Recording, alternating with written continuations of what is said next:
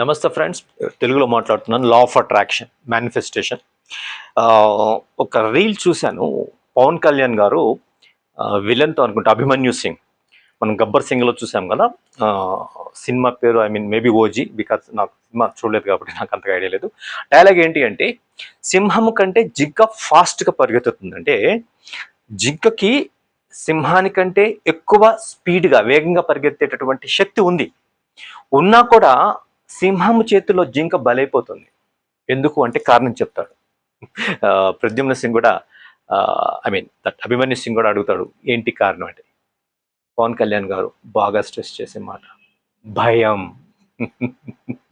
So భయం కారణంగా అది సింహానికి దొరికిపోతుంది. Right, the same thing is called reticular activation system in our brain. మన మెదడులో బాగా మనిషిని ముందుకు నడిపించేది, జీవితాన్ని, రైట్, మనిషి జీవితం based on this reticular activation సిస్టాన్ని బట్టే నడుస్తుంది. And our brain emits waves, right. టెక్నికల్గా మాట్లాడుకోవద్దు మనం, beta, alpha, theta, delta, gamma ఇవంటి మనకు వద్దు. అది ప్రైవేట్ క్లాసెస్లో నేను మాట్లాడతాను. అంటే మెదడు కొన్ని తరంగాల్ని విడుదల చేస్తుంది. అది ఏదైతే విడుదల చేస్తుందో ప్రకృతి దాన్ని నిజం చేస్తుంది. అందుకే శాస్త్రాల్లో, ద ఏన్షియంట్ విజ్డమ్లో, ప్రాచీన శాస్త్రాల్లో ఉంది ఏంటంటే, ఏదైతే నువ్వు భయపడతావో ఇది జరగకూడదు, ఖచ్చితంగా అది అవుతుంది. ఎందుకంటే ఏది అవ్వకూడదు దేని గురించి ఆలోచిస్తున్నావు, మన బ్రెయిన్ అది వెళ్ళిపోయి, బికాజ్ వీ మెయింటైన్ 0.1 హెడ్స్. ఆ ఫ్రీక్వెన్సీకి సృష్టిలో ఉన్న ప్రతిదానికి కూడా ఒక సిగ్నల్ ఇస్తుంది, నాకు ఇది కావాలి అని. అంటే ఏది వద్దు అని అనుకుంటున్నామో పాపం వాటికి తెలియదు, అది కావాలి అన్నట్టుగా అనుకొని అవి మీకు సహాయం చేస్తున్నట్టు ఫీల్ అయ్యి మీ మాటను ఒక ఆజ్ఞగా పాటిస్తాయి, ఒక శిరస వహిస్తాయి. ఆజ్ఞగా పాటించి whatever you have ordered, commanded, right, అవి ఆజ్ఞగా స్వీకరించి మీ భయాన్ని అవి నిజం చేస్తాయి. This is the secret behind జింకకి సింహానికంటే వేగంగా పరిగెత్తే శక్తి ఉన్నా కూడా భయము అనేటటువంటి ఒక ఇమోషనల్ పవర్ బ్రెయిన్ నుంచి రిలీజ్ చేసి, ఆ ఇమోషన్ కారణంగానే దానికి జస్ట్ రివర్స్ ప్యాటర్న్ చేసి, నేను ఇంటి దగ్గర జింక పిల్లలకి పాలు తీసుకొస్తాను, లేదంటే బర్గర్ తీసుకొస్తాను, లేదు అంటే మెక్డొనాల్డ్స్ నుంచి క్రంచీ బ్రిస్ట్ పీసెస్ తీసుకొస్తానని మాటిచ్చొచ్చాను. నేను ఆ పిల్లలకి అన్నం తీసుకెళ్ళాలి, ఎట్లాగే నేను వెళ్ళాలి, I'm very powerful and there is a purpose. నేను ఇంటికి వెళ్ళి మా పిల్లలకి అన్నం తినిపించాలి అని ఒక పర్పస్, ఇక్కడ సంకల్పం ఉంది అని జింక అనుకొని ఉంటే, అదే బ్రెయిన్ వేవ్స్ అది ఎమిట్ చేసి ఉండేది, ప్రకృతి మొత్తానికి కలిగి ఉండేది, భూమి కూడా సహకరించేది. ఒక అడుగు జింక వేస్తే ఇంకా స్పీడ్గా వెళ్ళటానికి. అంతకుముందు ఏం జరిగింది, భయం కారణంగా భూమి కూడా కోఆపరేట్ చేసింది భయాన్ని నిజం చేయడానికి. సో ఇప్పుడు కూడా ఆ సంకల్పాన్ని నిజం చేయటానికి సృష్టి మొత్తం కూడా ఒక పన్నాగం పడుతుంది, ఒక నాటకం ఆడుతుంది మనకి విజయాన్ని ఇవ్వటానికి. సో పవన్ కళ్యాణ్ గారి సినిమాల్లో నాకు బాగా నచ్చేది ఏంటంటే, భయం అనే కాన్సెప్ట్ మీద సింహానికి పోలికనిస్తూ వాడుతూ ఉంటారు. మహమ్మద్ గోరి, ఓకే, ఆ పేరు వాడడం లేదు, కానీ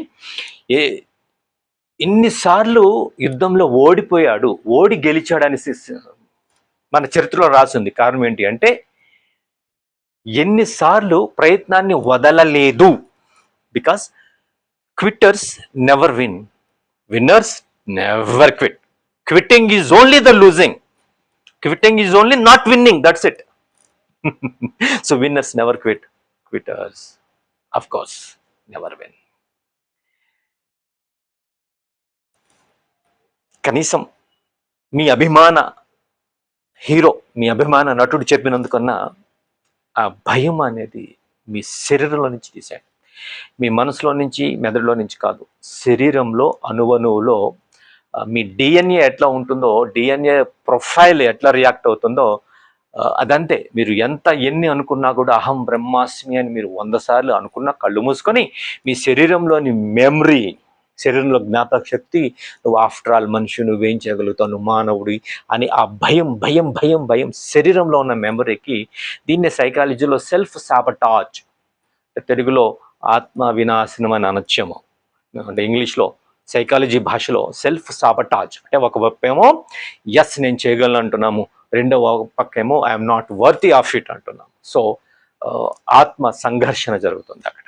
అందుకే భగవద్గీతలో నాకు బాగా అంటే నచ్చేది అది.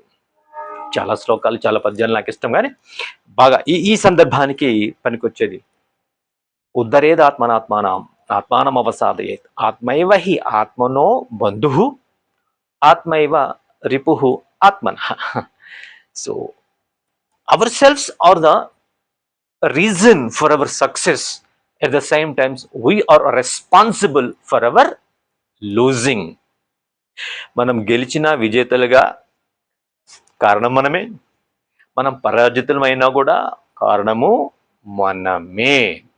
ఎప్పుడైతే ఓకే అదైనా మంచిదే, నేను గెలవగలను అనుకుంటే గెలుస్తాం, అదైనా మంచిదే. ఓడిపోగలను అనుకుంటే సక్సెస్ఫుల్గా ఓడిపోతాం, అది మంచిదే. కానీ డేంజర్ అల్లా నేను గెలవగలనని ఒకవైపు మాట్లాడుకుంటున్నాము, on the other face of the coin I don't deserve it, I can't do it అంటున్నాం. This is called self sabotaging nature. దీంతో చాలా మంది జీవితాలు ఆగిపోతున్నాయి. సో కొంచెం డీప్గా వెళ్తే భారతదేశాన్ని మనం ఇప్పటికీ కూడా అభివృద్ధి చెందుతూ ఉన్న అభివృద్ధి చెందిన దేశంగా అయితే మనం లేదు కదా.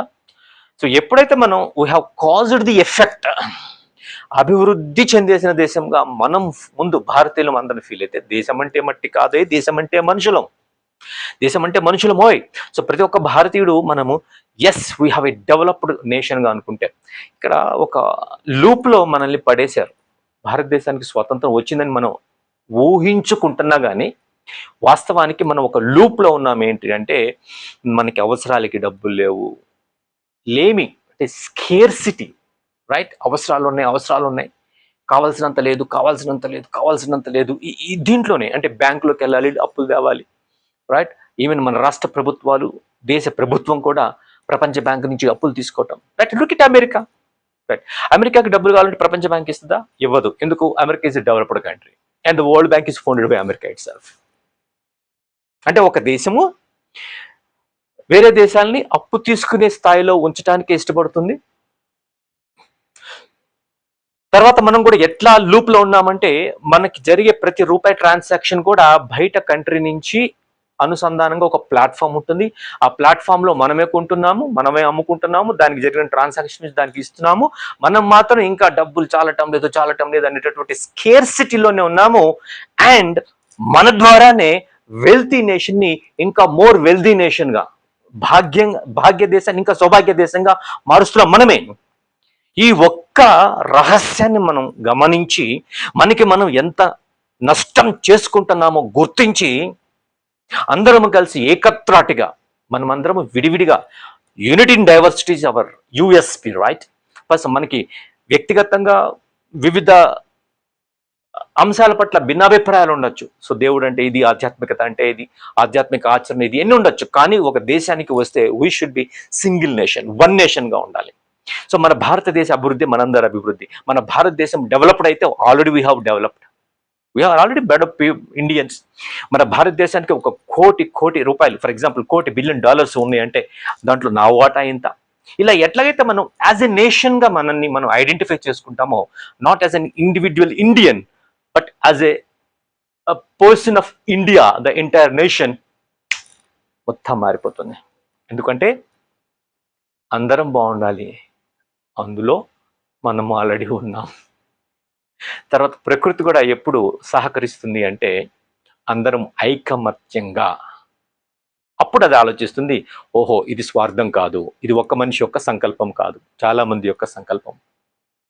మహాత్మా గాంధీ గారిని ట్రైన్లో నుంచి తోసేసినప్పుడు సౌత్ ఆఫ్రికాలో వెంటనే మనకి రాలేదు, స్వతంత్రం రాలే.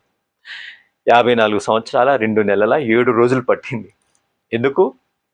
ఈ సంకల్పం నా ఒక్కడిదే కాదు, మనందరిదే అని అందరినీ ఐకమత్యంగా ఒక సింగిల్ ఆబ్జెక్టివ్ ఓరియంటెడ్గా చేయడానికి టైం పట్టింది. ఆటోమేటిక్గా స్వతంత్రం వచ్చింది. సో ఇక్కడ కూడా భగవద్గీత చెప్తున్నానో, బైబిల్ చెప్తున్నానో, ఖురాన్ చెప్తున్నానో, లేదంటే పలానా ఆధ్యాత్మిక శాస్త్రం చెప్తున్నానో, మీరెటు ఇన్ని రోజులు మారలేదు. కనీసం మీ అభిమాన హీరో పవన్ కళ్యాణ్ గారు చెప్పారనైనా లా తఖాఫా అంటే ఖురాన్లా ఉంటుంది, భయపడకు. భగవద్గీతలో ఏమంటుంది? అభయం కలిగి ఉండు అంటే భయం లేని వాడవై ఉండి విజయాన్ని సాధించగలుగుతావు. లైక్ యోగత్ హీబ్రూ భాషలో ఉంటుందంటే భయం వద్దు.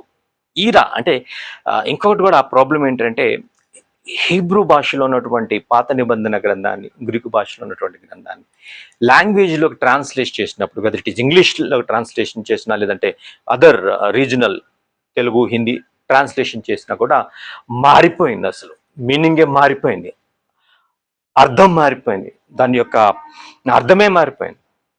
రైట్. సో ఆ శాస్త్రం ఏ భాషలో ఉందో ఆ భాషను నేర్చుకొని, ఆ భాష ద్వారా నేర్చుకుంటే ద ఒరిజినాలిటీని మీరు ఎంజాయ్ చేయగలుగుతారు. So the law of attraction మేనిఫెస్టేషన్ని బాగా చేయగలుగుతారు. రైట్. సో నేను రాస్తున్న పుస్తకం మీకు చాలా రోజుల నుంచి ప్రామిస్ చేస్తూ వచ్చాను, ఆల్మోస్ట్ ఫినిషింగ్ స్టేట్కి వచ్చింది. The ancient wisdom for manifesting your desires. Right. So అదొకటి. తర్వాత రెండో బుక్, రైట్, అది సీక్రెట్గా ఉంచాను, పబ్లిష్ టైంలో మీకు చెప్పాలి, సర్ప్రైజ్ ద్వారా మిమ్మల్ని హ్యాపీ చేయాలని. అవి కూడా ఆన్ ద వేలో ఉన్నాయి.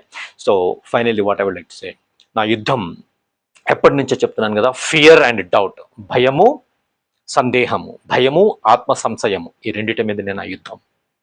వీటిని తీసేసి స్థైర్యం రావాలి, విశ్వాసం పెరగాలి.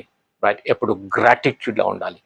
నేను అనుకున్నది నేను సాధించేశాను, ఎందుకంటే అంత వనరులు మనకి లోపల దేవుడు ఇచ్చాడు. ప్రకృతి ఇచ్చింది, యూనివర్స్ ఇచ్చింది, విశ్వం ఇచ్చింది. ఓకే, మనం విశ్వము సైన్స్ అని మాట్లాడుకుంటాం కాబట్టి, రైట్, దాన్ని ప్రోగ్రామింగ్ చేసుకొని బయట యూనివర్స్లో ఉన్నటువంటి ఫ్యాక్టర్స్ని నాకు కోఆపరేషన్ చేసుకుంటాను, అనుకున్నది సాధిస్తాను, సాధించేశాను.